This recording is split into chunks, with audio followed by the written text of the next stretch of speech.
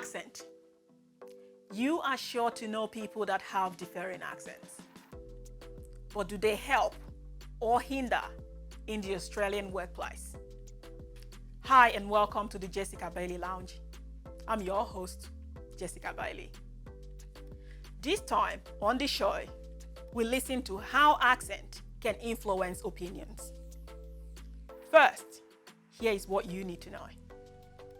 Now, accents are the way people from a particular location or country pronounce words. We all have an accent. It is part of our identity. But not all accents are treated the same way. To discuss accents in relation to the workplace, please welcome my guest, technopreneur and leadership guru, Mike Ghasemi. Hi, thanks for having me here. Thank you so much for coming to the Jessica Bailey Show. Sure, my pleasure. I so look forward to talking to you today. Okay, so Mike, I want you to tell me a little bit more about yourself, as well as how you came to, becoming a leader in a multinational presentation. That is a massive role. Thank you. Thanks, Jessica. Let me just give you a bit of background about myself, where I was born, where I came from. That give you, better understanding where I am today. So I was born in Iran and in a big city called Tehran, the capital. And I grew up in a family that, I was, embraced by 3 different accents. And of course, when you grow up in a family with 3 different accents, you start learning about those accents because you need to actually to be close to that culture.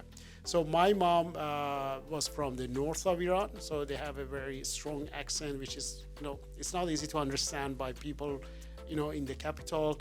And my dad came from the west, and he came from 2 different backgrounds, Turkish and Kurdish.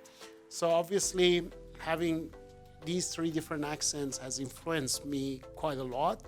And for me, as a young person, I needed to actually to learn, because I needed to communicate with my family side. I needed to talk to my grandma, my grandpa, and my aunties and my uncles. So obviously, accent has always been with me throughout my life.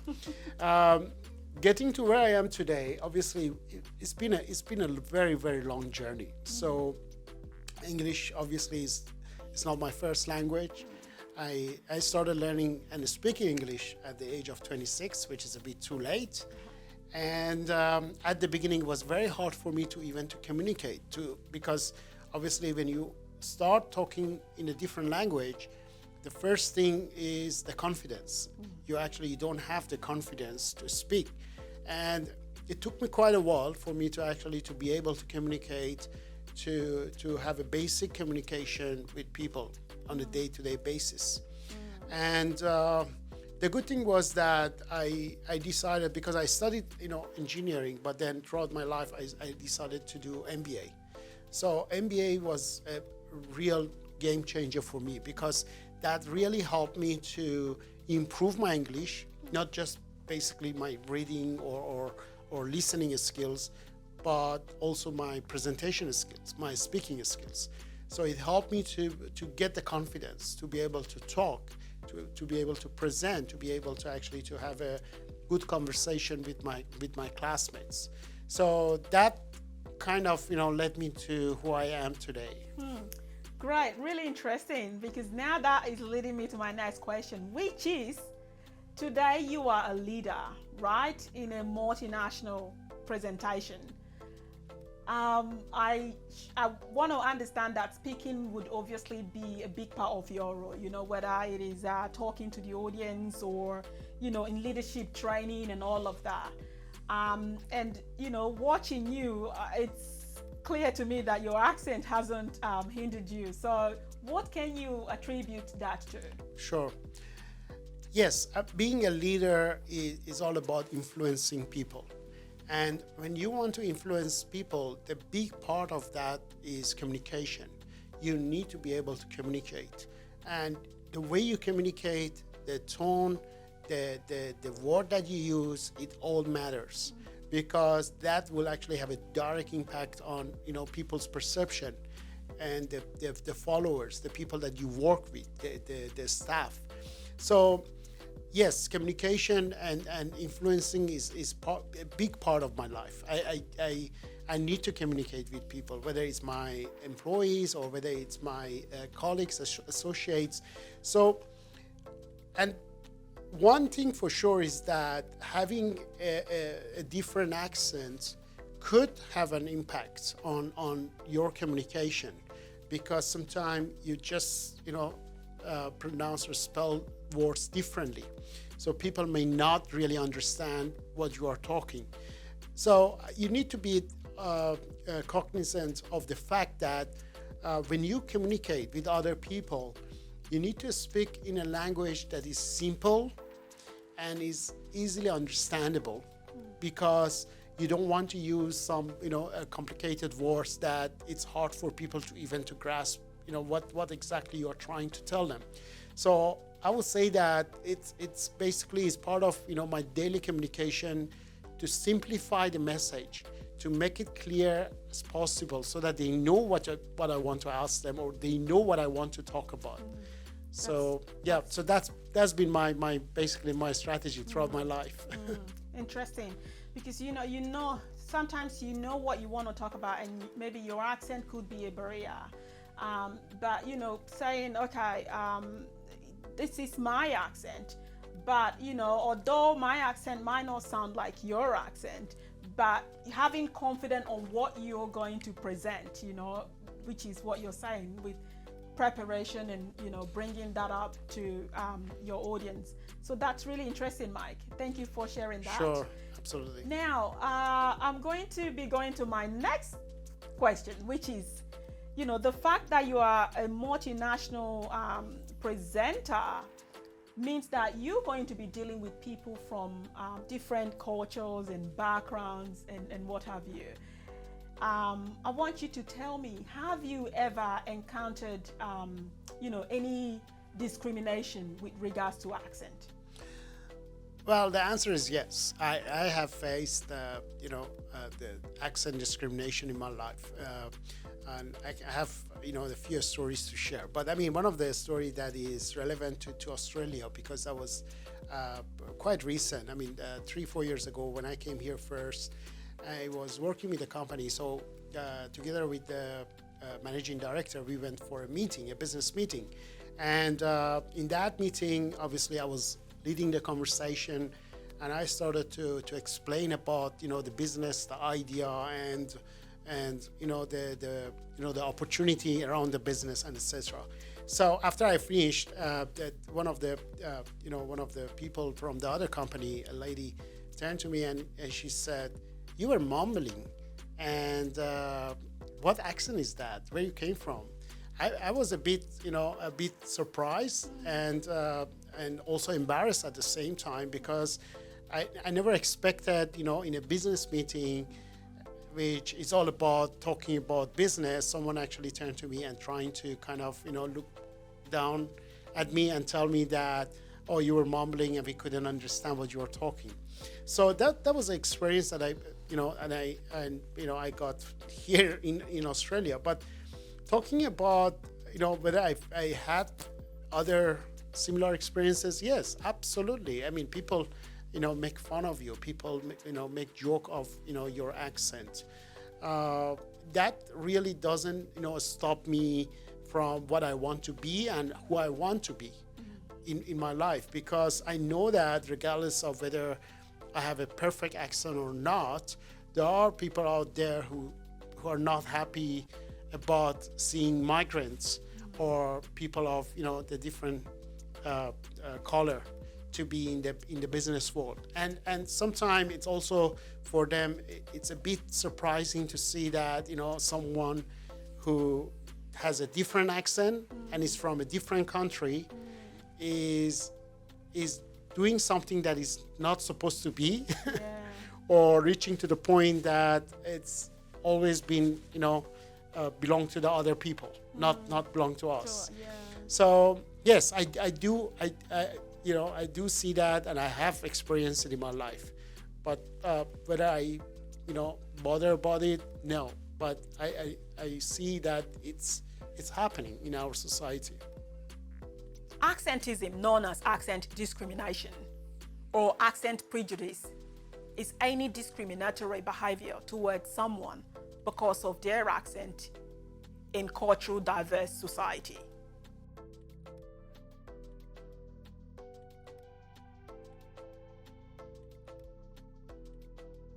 According to the Australian Bureau of Statistics, in 2020, there were 7.6 million migrants living in Australia.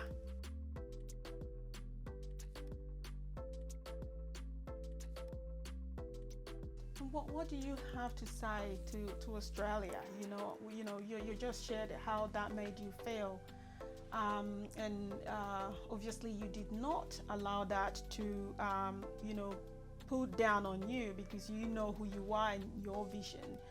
And there are a lot of people out there who probably aren't as strong or as brave as you are to overcome that. Now, what can you say to Australians, the white Australians, who doesn't understand that your accent doesn't make you dumb? It doesn't mean you're dumb. What words would you have for those people? My advice to Australian, and I understand that Australia is a migrant country. So we all came from a different country, different culture. But one thing we need to understand is that we need to honor our culture.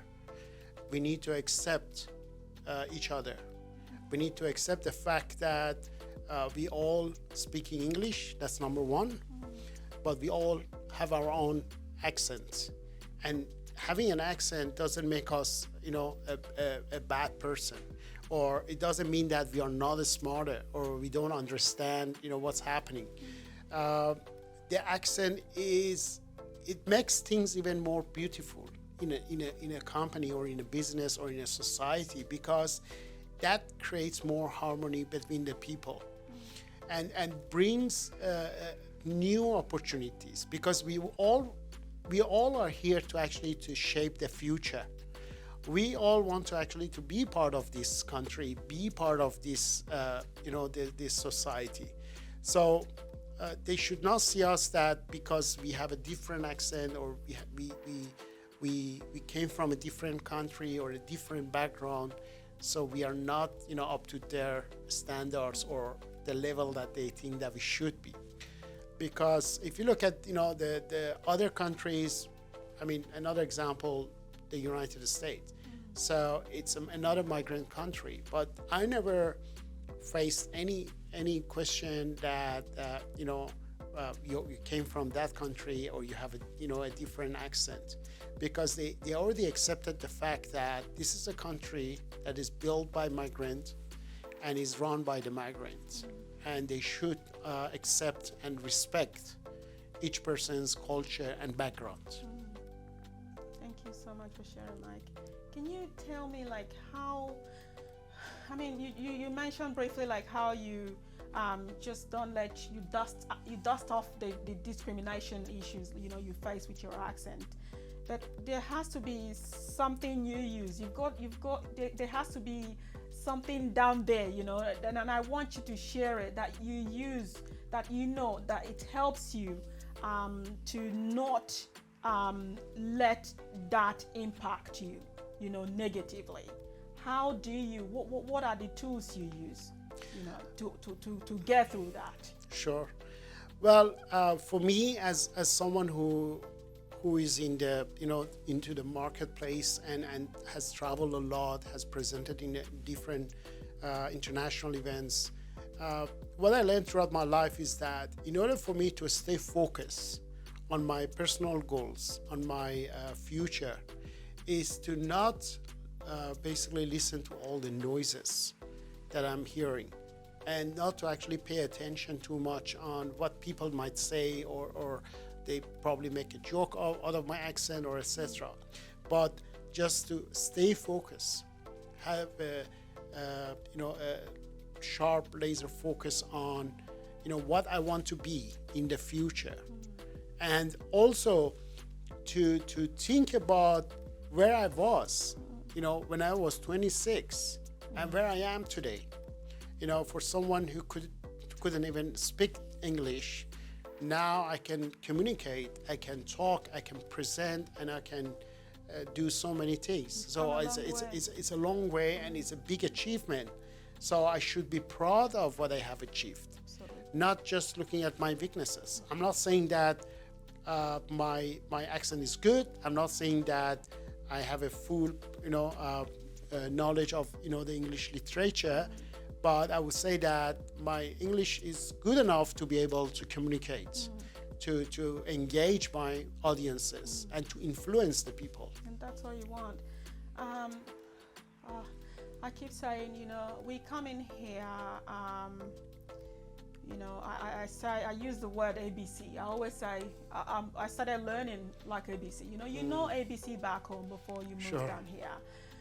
But all of a sudden, you move in here to a completely different culture, and everything you have to start learning from scratch, just like you were mentioning, you at the age of 20-something learning English.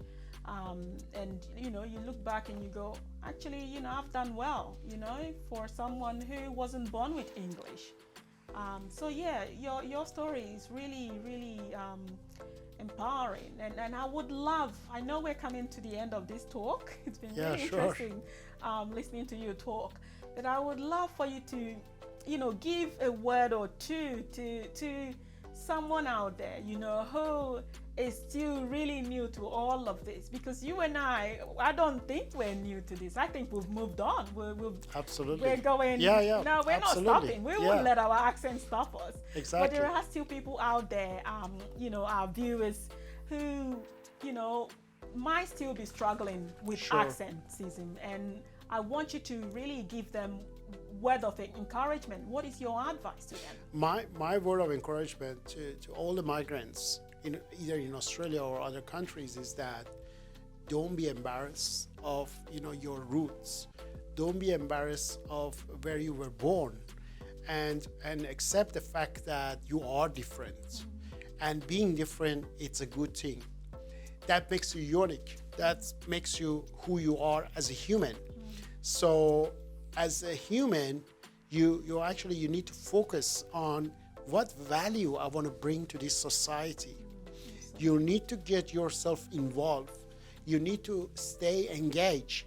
You are not supposed to actually to stay away and kind of draw a iron curtain between yourself and the society, just because you don't feel good about talking in a public, or maybe you feel about embarrassed about your appearance or anything else. So you need to get rid of all those assumptions. These are the assumptions that is basically in your head. You need to stay focused on, I'm in this country, I'm in this society, and I want to bring value, and I want to add value to this society, and nothing can stop me. And people should respect and honor, where I came from.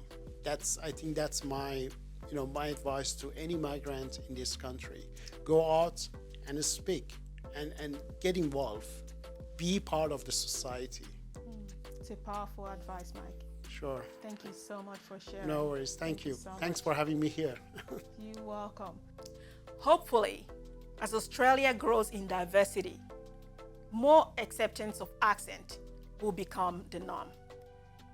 We need more people of color to use their voices and accents to keep the country evolving. And thank you for watching and listening to some wise words on accent and people of color.